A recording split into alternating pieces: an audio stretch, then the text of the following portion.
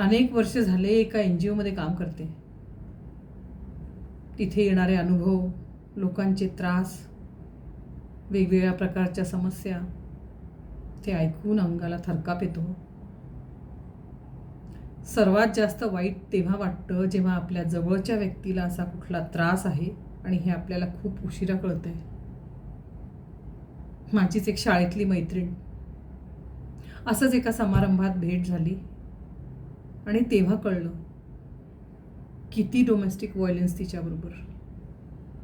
ती शिकलेली, ज्याच्याशी लग्न केलं होतं 25 वर्षापूर्वी, तो परिवार शिकलेला, समृद्ध श्रीमंत परिवार, नामवंत परिवार, पण हल्ली काहीही सांगता येत नाही. अशा घटना तुम्हाला कुठेही बघायला मिळतात. पण मी माझ्याकडे आलेल्या प्रत्येक व्यक्तीला, बाईला हेच सांगते, खंबीरपणे त्याला सामोरं जा, लढा, विरोध करा, पण सहन करू नका. कारण आपण नेहमी ऐकतो ती गोष्ट, पण आपण आपल्यावर वेळ आली की करत नाही. त्रास देणाऱ्यापेक्षा त्रास सहन करणारा दोषी असतो, किंबहुना जास्ती दोषी असतो. त्याच्यामुळे स्वतःवर असे होणारे अत्याचार सहन करू नका, त्याचा विरोध करा.